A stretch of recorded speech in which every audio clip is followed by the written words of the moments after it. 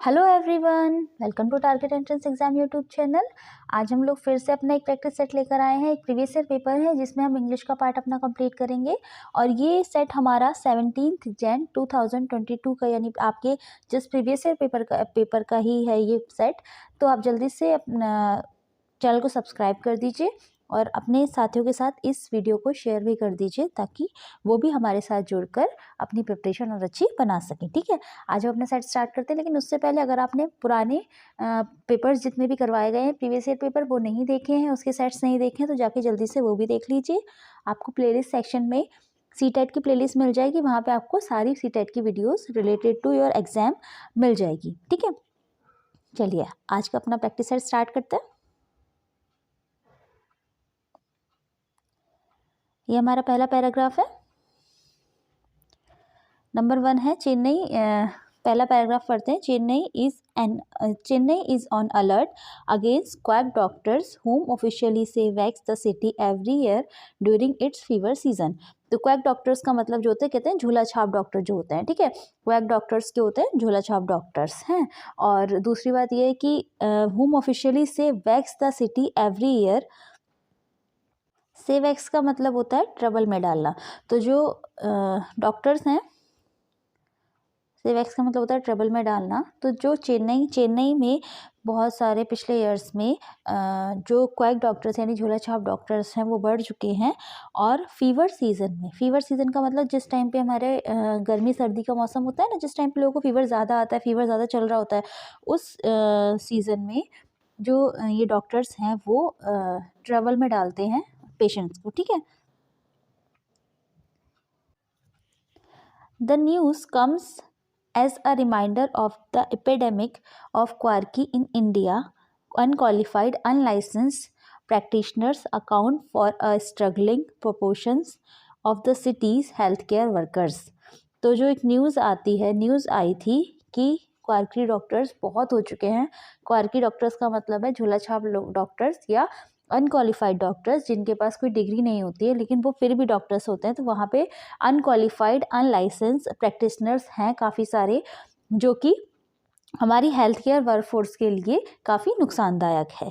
In the past decade an estimate 1500 quack doctors have been booked in the Tamil Nadu state capital, but officially say that despite making arrests, it is difficult to effectively crack down the phenomenon। तो पिछले कुछ वर्षों में approx 1500 यानी 1500 जो झोला छाप doctors हैं उन्हें अरेस्ट किया गया तमिलनाडु से।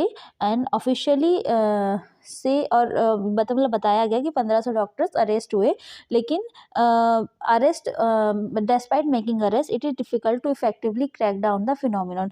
लेकिन वो सिर्फ ज़्यादा अरेस्ट हुए थे, उसके बाद उनके साथ क्या हुआ या कैसे हुआ ये सब नहीं बोला गया। The main reason is lakhs penalties. जो ये लैक्स का मतलब होता है हमारा जो बहुत स्मूथ होता है, जिसे उदार भी बोलते हैं। ठीक है, तो the main reason of lakhs penalties, जो ये पेनल्टीज़ की उदार पेनल्टीज़ थी, उसका रीज़न क्या था? दे गेट बेल और पे फाइन द रीस्टार्ट प्रैक्टिस। तो वो लोग क्या करते थे, जैसे उन्हें अरेस्ट किया गया डॉक्टर्स जो फेक डॉक्टर्स थे उनके ऊपर फाइन, उन्हें बेल मिल गई, उन्हें फाइन लगाया गया और उन्होंने अपनी प्रैक्टिस फिर से स्टार्ट कर दी। Said doctor K Kolandaisamy, director of public health in the city. Director of public health city जो थे डॉक्टर के कोलर डाइसमी, उन्होंने ये चीज़ बोली थी कि या तो उन्हें बेल मिल जाती है, फ़ाइन दे दिया जाता है, या उन्हें बेल मिल जाती है, उन पर फ़ाइन चढ़ा दिया जाता है, जिससे वो उसके बाद वो अपनी प्रैक्टिस फिर से ही स्टार्ट करते। तो ऐसे डॉक्टर्स को पकड़ने का वैसे भी कोई फ़ायदा हुआ नहीं।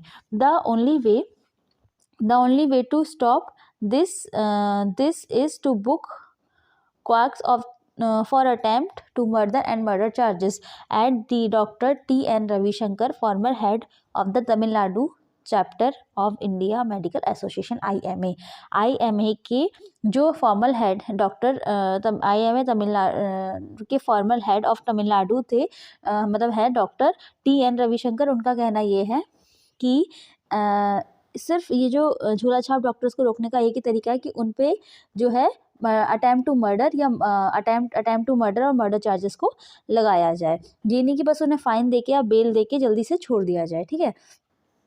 चलिए, थर्ड है quackery is not a problem limited to Chennai और to Tamil Nadu where 50,000 quack doctor operated according to IMA, it is endemic throughout India. ये सिर्फ चेन्नई या तमिलनाडु की दिक्कत नहीं है, ये IMA के अकॉर्डिंग पूरे देश में काफ़ी हद तक लोग ऐसे हैं क्वाक डॉक्टर, झोला छाप डॉक्टर चल रहे हैं, ठीक है। अब वेयर 50,000 क्वाक डॉक्टर्स, ठीक है, अकॉर्डिंग टू IMA ने बताया कि 50,000 झोला छाप डॉक्टर हैं कम से कम। And at the national level, 25% of healthcare workforce in India lacks the qualification required. A network of quacks, traditional birth attendant, fake healers, snake bite curses, and bow setters. At the national level पे देखा जाए तो 25% जो health care workers हैं, health care workers का मतलब कोई भी हो सकता है। जैसे आप गांव में देखते हैं तो जहाँ पे बर्थ होता है तो बर्थ के लिए हॉस्पिटल ना ले जाके घर में ही बर्थ कराया जाता है, तो जिनके द्वारा ये बर्थ करवाया जा रहा है। या फेक हीलर्स का मतलब होता है कि जो लोग कहते हैं ना धर्म के नाम पे, या एक तरीके से कह सकते हैं कि झाड़ फूक करके अब आपकी बीमारी को मिटाने की कोशिश करते हैं या कहते हैं, दावा करते हैं, तो उनके बारे में। और स्नेक बाइट कर्सेस का मतलब होता है कि जैसे सांप काट लेता है गाँव में, तो जिनके पास उन्हें ले जाया जाता है जहर उतारने के लिए, वो सब। तो 25% ऑफ हेल्थ केयर वर्कर्स जो हैं इंडिया में, वो लैक क्वालिफाइड है, मतलब उनके पास क्वालिफिकेशन नहीं है, कम है क्वालिफिकेशन जितनी उन्हें रिक्वायर होनी चाहिए। फिर वो कैसे भी, मतलब ये सब हो सकते हैं जो बर्थ अटेंडेंट होते हैं, फेक हीलर्स होते हैं, स्नेक बाइट कर्सर्स होते हैं। Between 1 and 2.5 million people practice numerous other complications. 1 million Indian lose their lives to suffer healthcare every year, driving in a part of sizable numbers of workers without training on qualified. Seasonal मतलब है बहुत ज़्यादा, सीजेबल का मतलब होता है बहुत ज़्यादा। तो बहुत सारे लोग 1 million Indian lose their lifes, 1 million Indians ने अपनी लाइफ जो है वो लूज़ करी हैं फॉर किन की वजह से, जो ये नंबर डॉक्टर्स हैं, जो बहुत बड़े नंबर ऑफ डॉक्टर्स हैं जिनके पास क्वालिफाइड नहीं है, क्वालिफिकेशन नहीं है या ट्रेनिंग नहीं है, उनकी वजह से बहुत सारे इंडियंस ने अपनी लाइफ जो है वो लूज़ करी है, ठीक है। Often these quack doctors are the only immediately available help to significant proportions of India's population, such as those in area undeserved by medical professions. These quack doctor का मतलब ये जो डॉक्टर्स हैं वो क्या करते हैं, वो इमीडिएटली अवेलेबल होते हैं, जैसी आपको ज़रूरत पड़ती है इमीडिएटली अवेलेबल होते हैं। डॉक्टर्स इतने इजीली अवेलेबल नहीं हो पाते गाँव में, लेकिन ये इमीडिएटली अवेलेबल होते हैं। India population such as those area undeserved by medical, जहाँ पे मेडिकल प्रोफेशनल्स नहीं होते उस एरिया में ये इमीडिएटली होते हैं, वहाँ पे आपकी हेल्प के लिए इमीडिएटली अवेलेबल होते हैं, इसीलिए इनकी तादाद बढ़ भी ज़्यादा रही है। With a significant shortage of doctor, it is clear that the quackery epidemic did not originate in a vacuum, and as official in Chennai point out, these can win over the trust of the patient. तो इस doctors की shortage की वजह से जो ये क्वार्करी doctors हैं, यानी झोला छाप डॉक्टर्स हैं, वो वहाँ पे अवेलेबल होते हैं जहाँ पे डॉक्टर्स की शॉर्टेज बहुत ज़्यादा होती है। और इस वजह से ये लोग उनके फैमिलीज़ का या उनके अपने पेशेंट्स का, उनकी फैमिलीज़ का ट्रस्ट भी गेन कर चुके होते हैं, ठीक है। 121 question, according to the author many quack doctors of in Chennai, इसका क्या हो जाएगा। फर्स्ट है are rendering a very useful services, second है करेक्टली डायग्नोज वेरियस एंडमेंट, ये भी गलत है। अकॉर्डिंग टू द ऑथर मतलब जो पैराग्राफ में लिखा होगा उसके अकॉर्डिंग बताना है। थर्ड है send patient to private lab to help the latter to make money, बिल्कुल गलत है। Fourth vax the city during its fever season, ये बात बिल्कुल सही है, हमने पहले पैराग्राफ में ये चीज़ें पढ़ी थी, ठीक है। 122 it is difficult to take effective measures against the quack doctors because, क्यों जो पुलिस है या फिर जो भी हमारा है वो इफेक्टिव मेजर्स क्यों नहीं ले पा रहे, या डॉक्टर्स को अरेस्ट करने के बाद इफेक्टिव मेजर मतलब उन्हें रोकथाम क्यों नहीं कर पा रहे क्वाक डॉक्टर्स की। पहला, they have the patronage of politicians. Second, they bribe the police to protect themselves. Third, they go underground when the authorities crack on them. Yeah, fourth, the laws of lands are not very strict. इसका सही answer है fourth. जो laws हैं हमारे वो इतने ज़्यादा strict नहीं है, वो ब्राइब देकर एक तरीके से कह सकते हैं वहाँ पे बेल देकर आराम से छूट जाते हैं और अपनी प्रैक्टिस फिर से स्टार्ट कर देते हैं। ठीक है, 123 question. The only way to curve these measures is to, पहला है chop off the hands of these quacks, second hang them without trial, third है टू हैंग देम पब्लिकली, या fourth book them for attempt to murder. तो उन्होंने क्या कहा था कि इन्हें सिर्फ इस चीज़ को रोकने का एक ही तरीका है, क्या तरीका है, कि उन्हें मर्डर या मर्डर के चार्जेस में अरेस्ट किया जाए। ठीक है, ये हमने पीछे पढ़ा था अभी हमारे थर्ड पैराग्राफ में आई थिंक। ठीक है, 124 question. Read the following statement, दोनों में से स्टेटमेंट बताना है, पढ़ना है, उसके बाद बताना है कौन सा सही है कौन सा गलत है। ये है हमारा quackery thrives in India because of less stringent laws. ये बिल्कुल सही बात है, हमारे लॉज बहुत स्लो हैं, बहुत ज़्यादा हमारे लॉज इतने पावरफुल नहीं हो पा रहे कि इन्हें रोक पाएँ। थर्ड है there is an acute shortage of medical professions in India, ये भी बात सही है, तो दोनों बातें बिल्कुल सही हैं। प्रोफेशनल्स डॉक्टर्स की कमी है, इस वजह से ये ज़्यादा और बढ़ रहा है। ठीक है, the word lakhs use in para 2 means, lakhs का मतलब हमने बताया था कि बहुत क्या था, हमारा जो सिस्टम है वो बहुत लैक्स पेनल्टीज़ दे रहा है, यानी बहुत कम उन्हें सज़ाएँ ऐसी मिल रही हैं जिसकी वजह से उन्हें रोका जाए, या तो उन्हें बेल मिल जाती है या फिर उन्हें फ़ाइन लगा के छोड़ दिया जाता है। ठीक है, तो इसका सही आंसर है लीनियंट, तो यानी लीनियंट का मतलब होता है उदार, तो हमारा सिस्टम थोड़ा उदार, इस मामले में हमारा सिस्टम थोड़ा उदार है। ठीक है, 126 which of the word is opposite in the meaning of the word seizable. Seizable का अपोजिट क्या होगा? सीजेबल होता है हमारा बहुत बड़ा, हमने पीछे पढ़ा था बहुत बड़ी संख्या में ये डॉक्टर्स पढ़ रहे हैं, तो इसका जस्ट अपोजिट होता है हमारा स्मॉल। ठीक है, 127 विच part of speech is the underline word is following sentence. इसमें से कौन सी पार्ट ऑफ स्पीच है? डिकेड में कौन सी पार्ट ऑफ स्पीच है? ये पूरा सेंटेंस हमें दे रखा है, in the past decade an estimate 1500 quack doctors have been booked. इसमें हमारा डिकेड है वो क्या है? नाउन है। ठीक है, नाउन है, सॉरी, हाँ, इसमें हमारा डिकेड नाउन है। 128 विच part of the following sentence contain an error. इसमें से किस पार्ट में आपकी एरर है? I will not go unless you do not केम। देखिए यहाँ पे अनलेस आ गया तो यहाँ पे डू नॉट का कोई काम ही नहीं है, तो ये वाले पार्ट में एरर है, यानी सी पार्ट में थर्ड हमारा ऑप्शन बिल्कुल सही हो जाएगा। ठीक है, चलिए अब ये वाला पैराग्राफ पढ़ते हैं। My love of traveling and living in the accelerations of movement backfire, and I had to backtrack from the magnificent bank of Gangas in the holy city of Haridwar back down to Delhi and try to find a new route of India.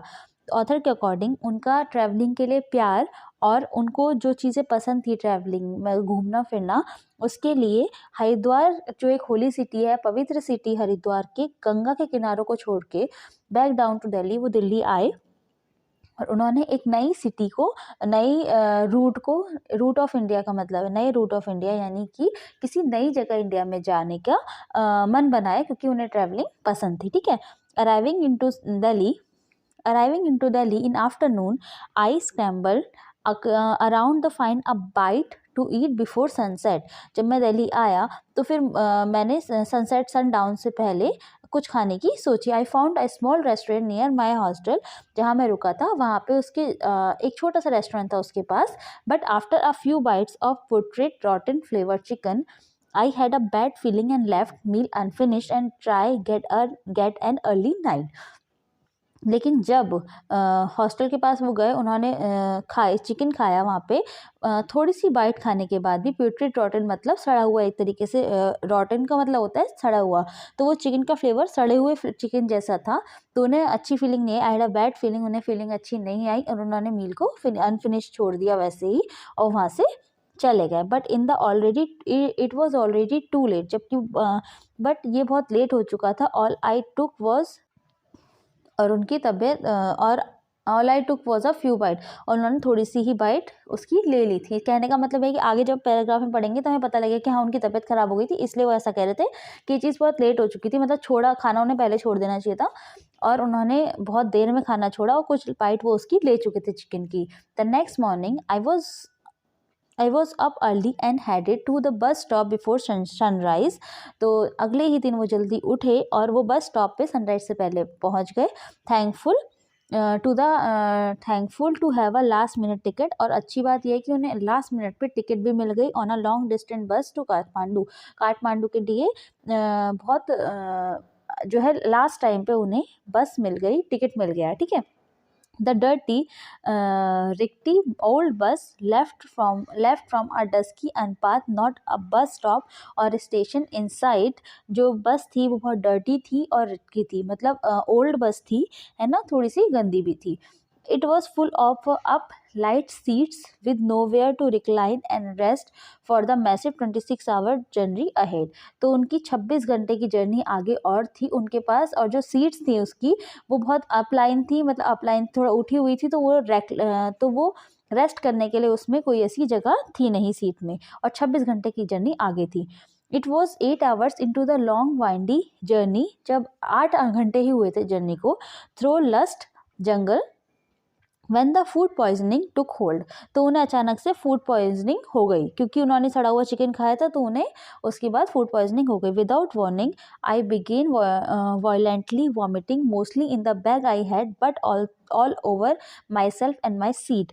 और अचानक से ही उन्हें vomitings होनी start हो गई, और जो उनके पास बैग था उसमें मतलब वॉमिटिंग उन्हें हो गई, और अपने आप और सीट वगैरह पे भी वॉमिट्स उन्हें होने लगी। And despite the being one of more embarrassing travel story, it was not long before most of other passengers were mad at me because the air conditioning wooden work with the Windows up. क्योंकि ऐसा था कि उन्हें vomits हुई थी, तो वो Windows नहीं बाकी पैसेंजर्स खोल नहीं पाए थे, इसलिए वो उनकी तरफ देख के थोड़ा गुस्सा भी हो रहे थे कि मतलब एयर नहीं आ पा रही है और हमें विंडोज़ अपनी बंद रखनी पड़ रही है। But I had nowhere else to be sick. There was no bucket, trash can, or bags that could hold my relentless evictions of what felt like everything I have ever eaten।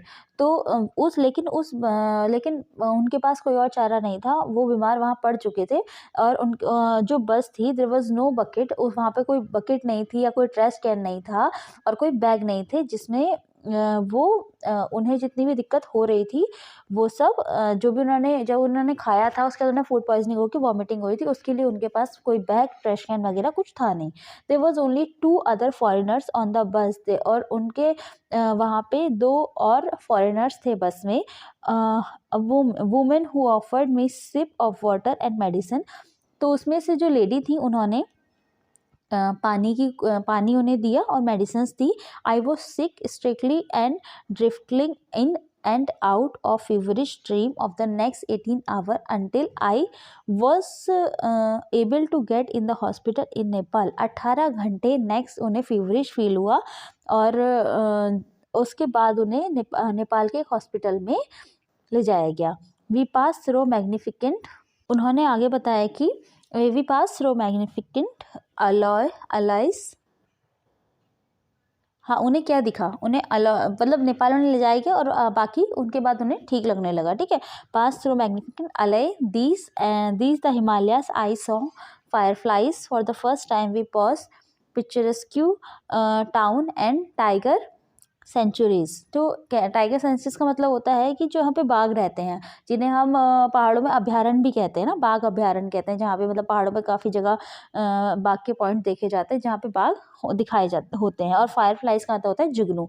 तो कहने का मतलब ये है कि हिमालय की गलियों में, क्योंकि वो काठमांडू के लिए उन्होंने बस पकड़ी थी, तो पहाड़ों की गलियों में उन्हें कुछ जुगनू उन्होंने पहली बार देखे थे जिस टाइम, और उसके बाद जहाँ वो कस्बों से गुजरे थे वहाँ उन्होंने पहली बार टाइगर, जो बाघ अभ्यारण्य होते हैं जहाँ पे बाघ रहते हैं, वो उस जगह को उन्होंने देखा था।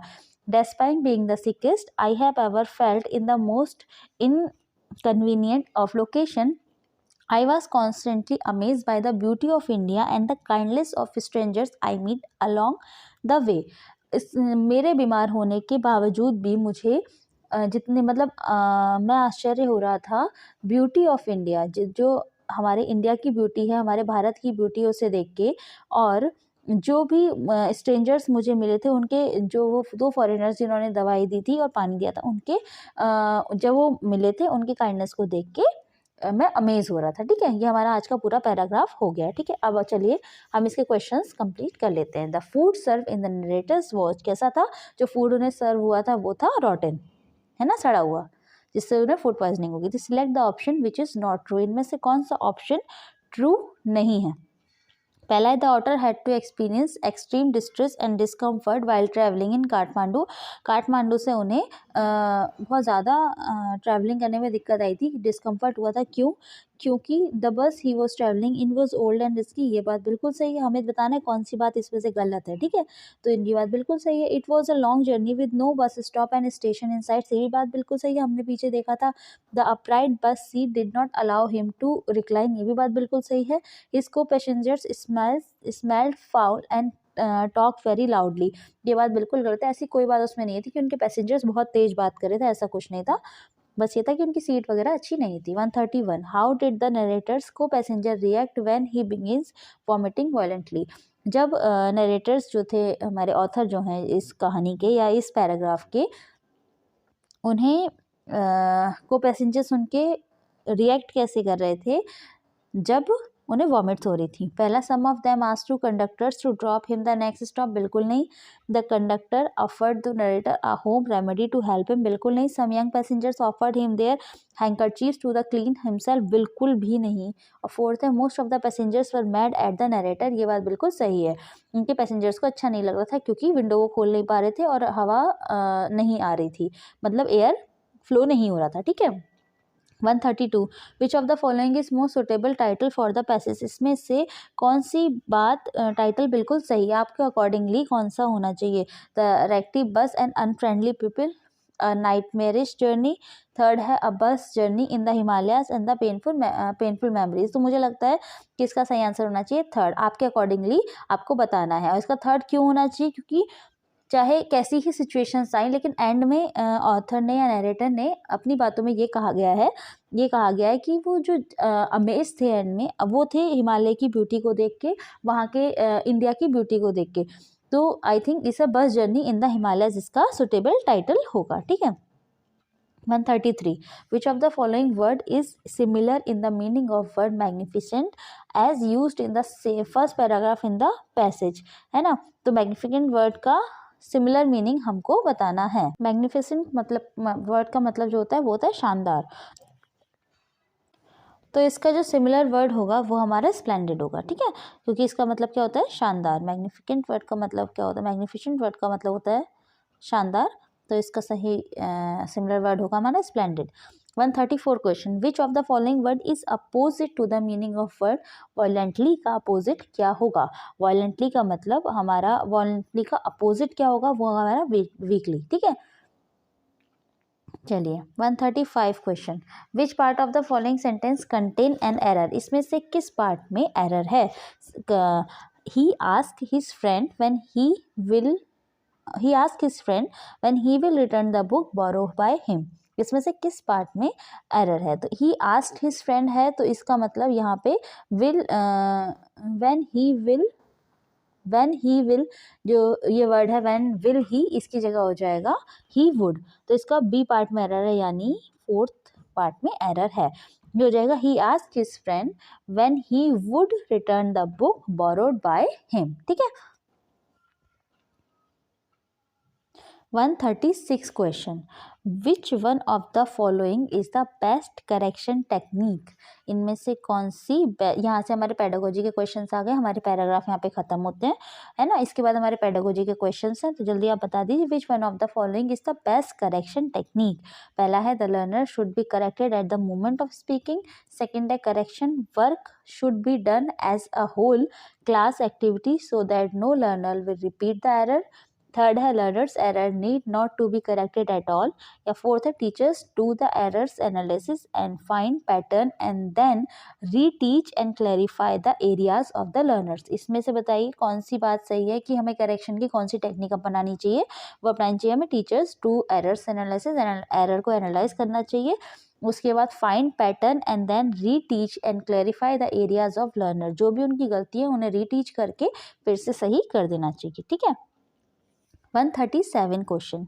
As a language teacher, we should try to turn our student into successful dictionary users. Which one of the following is not the correct way to promote the use of dictionary? इसमें से बताइए कौन सा वे नहीं है, correct way नहीं है dictionary को प्रमोट करने का. पहला, finding the parts of speech. Second, choosing the meaning that is relevant in the context. Third है how the word is spelled. या fourth, reaching the teacher for every new word. इसका सही answer क्या हो जाएगा? Reaching the teacher for every new word. तो ये कोई तरीका नहीं होता. आप कैसे, जब आपके पास, अगर आप टीचर के पास पता करने जाएंगे हर अपने वर्ड का मतलब, तो आप डिक्शनरी का यूज़ नहीं सीख पाएंगे. आपको वो वर्ड डिक्शनरी से पता करने चाहिए. 138. In the language classroom a teacher often faces problem in learning his या her first language at school because. पहला है learning his own language at school is not interesting. Second, school language is more formal than home language. Third है the child knows the language and there is not point of learning the same language again. या fourth है the language is difficult for them for learn at school. तो इसका सही answer हो जाएगा, क्योंकि school की लैंग्वेज होती है फॉर्मल ज़्यादा होती है होम की लैंग्वेज, घर की लैंग्वेज से, ठीक है, फॉर्मल ज़्यादा होती है स्कूल की language. 139 question. Which one of the following is the best way to assess the writing skill of student?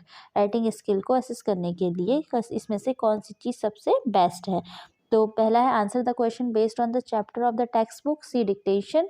Third है हमारा राइटिंग देयर एक्सपीरियंसेस. या फोर है competitions of good handwriting. तो इसका सही आंसर हमारा हो जाएगा राइटिंग देयर एक्सपीरियंसेस. ठीक है. 140 question. Functional aspects of language gain movement with the dash of language learning. तो इसमें से कौन सी अप्रोच आएगी, जल्दी बताइए. तो इसका सही answer communicative approach, structural, constructive या ट्रेडिशनल अप्रोच. इसका सही आंसर हो जाएगा कम्युनिकेटिव अप्रोच. ठीक है. 141 question. To assess reading ability to the primary level which one of the following is most appropriate. में से कौन सी चीज़ सबसे ज़्यादा अप्रोप्रिएट है, बताइए. Identify the alphabets, knowing the punctuations marks. Third है comprehension the text. या फोर fluency the reading. तो इसका सही आंसर है identify the alphabet. Primary level के लिए कौन सी चीज़ सबसे ज़्यादा अप्रोप्रिएट है? अल्फाबेट को आइडेंटिफाई करना. 142 question. The method that is based on the coordination of language and physical movement. that is coordination of language और physical movement अगर होता है तो उस टाइम पे कौन सा मेथड होगा हमारा? तो होगा टोटल फिजिकल रिस्पॉन्स. ठीक है, लैंग्वेज और फिजिकल मूवमेंट में. 143 grammar translation method do not. Grammar translation method इनमें से क्या चीज़ नहीं करता है? पहला, encourage learning through mother tongue. Second, give important to grammar. Third है एनहेंस स्टूडेंट्स कम्युनिकेटिव स्किल्स. या फोर है enable the student to use the language fluently. तो बताइए इसका सही आंसर क्या होगा? इसका सही आंसर होगा एनकरेज लर्निंग थ्रू मदर टंग. ग्रामर ट्रांसलेशन मेथड क्या नहीं करता है? मदर जो आपकी टंग है, मदर टंग आपकी जो है, उससे लर्निंग के लिए इनकरेज नहीं करता है. ठीक है. 144 which among the following suppose a pre reading activity. तो बताइए इसका सही आंसर क्या होगा? पहला, यूजिंग पैराफ्रेजिंग टास्क. सेकंड है using a prediction task. Third, asking learner to summarise the text. या फोर, टीचिंग ग्रामेटिकल स्ट्रक्चर. इसमें से कौन सी चीज़ प्री रीडिंग एक्टिविटी को सपोर्ट करती है? इसका सही आंसर हो जाएगा हमारा यूजिंग अ प्रेडिक्शन टास्क. ठीक है. 145 question. 145 which one of the following is not correct about portfolio assessment. Portfolio assessment के लिए इसमें से कौन सी बात सही नहीं है? पहला, portfolio assessment provides evidence of a student learning. Second, it helps student to become more autonomous. Third है it foster student reflections and help them to self monitor their learning. या फोर्थ है portfolio assessment is one time assessment for student learning. तो इसका सही answer हो जाएगा, इसमें से कौन सी बात सही नहीं है? फोर्थ बात सही नहीं है, क्योंकि ये वन टाइम नहीं होता है. ठीक है, इसमें से वन टाइम लिखा है, वन टाइम नहीं होता, इसलिए वाली बात सही नहीं है. Scribbling is an important step in learning to write because childrens are trying to. ये क्वेश्चन हमने लास्ट लेक्चर में भी पढ़ा है, जब हमने 2022 का पहला वाला सेट कंप्लीट किया था. तो इसी वाला क्वेश्चन हमने पहले ही पढ़ा. तो इसका सही आंसर हमारा क्या हो जाएगा? सेकंड वाला, make meaning for the mark of them. ठीक है. 147 क्वेश्चन. आई थिंक ये क्वेश्चन हमने हाँ, ये क्वेश्चन हमारे लास्ट सेट में भी आए थे, तो आप देख रहे हैं क्वेश्चन भी रिपीट हो रहे हैं। जो आपके पहले सेट में क्वेश्चन आया था वही हमारे दूसरे सेट में भी क्वेश्चन आ रहा है, क्वेश्चंस भी रिपीट हो रहे हैं। If children hear to language spoking around them, it exposure the to language will, ये भी हमारा क्वेश्चन लास्ट टाइम पे आ चुका है, तो इसका सही आंसर हमारा क्या हो जाएगा, place children eight an advantage. Advantage मिलती है जब वो दो लैंग्वेज को सुनते हैं, समझते हैं, ठीक है। 148 ग्रामेटिकल, ये भी हमारा लास्ट में आ चुका है। आई थिंक ये जो, हाँ, ये सारे क्वेश्चन हमने पिछली बार कर चुके हैं, यानी लास्ट के 5 क्वेश्चन हमारे रिपीटेड क्वेश्चन है। The grammar task are, grammar task जो होते हैं वो सारे हमारे कॉन्टेक्सचुअलाइज होते हैं, तो ये हमारा सही आंसर क्या हो जाएगा, फर्स्ट वाला, टू बी कॉन्टेक्सचुअलाइज, ठीक है।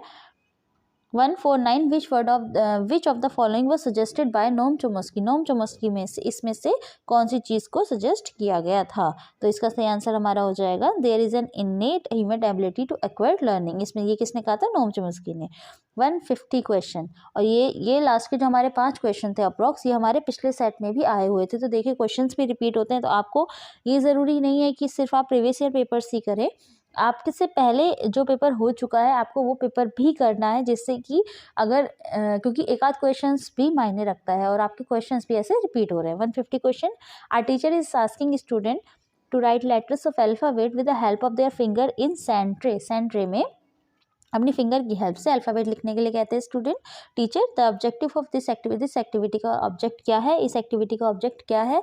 द फर्स्ट है हमारा promote playful atmosphere in the class, second है make them understand the difference between clean and dirty hands, third है strengthen their fine motor skill, या फोर्थ है divert their attention from homesickness, तो इसका सही answer हो जाएगा उनकी मोटर स्किल्स को डेवलप करते हैं, फाइन करते हैं, ठीक है।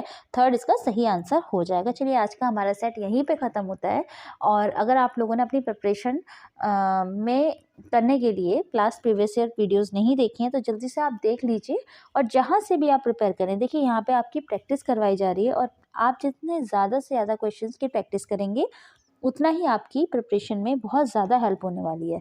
तो जल्दी से क्वेश्चंस की प्रैक्टिस करते रहिए, अच्छे से अपनी तैयारी करते रहिए, और जहाँ से भी पढ़ रहे हैं, जहाँ से भी आपकी प्रैक्टिस चल रही है, अच्छे से अपनी प्रैक्टिस करते रहिए। और जितनी भी पुरानी वीडियोज़ हैं अगर आपको वो देखनी है तो आप जल्दी से चैनल पे जाइए, वहाँ पे जाके आपको प्लेलिस्ट सेक्शन में सीटेट की पूरी प्लेलिस्ट मिलेगी, वहाँ पे आपको सारी वीडियोस मिलेंगी, तो आप वो भी देख लीजिएगा, जो कि आपकी प्रिपरेशन में बहुत ज़्यादा हेल्पफुल होगी। तो कल फिर से एक नए सेट के साथ मिलते हैं, तब तक प्रिपरेशन करते रहिए और अपनी पढ़ाई को और बेहतर बनाते रहिए, ठीक है। Thank you, bye bye.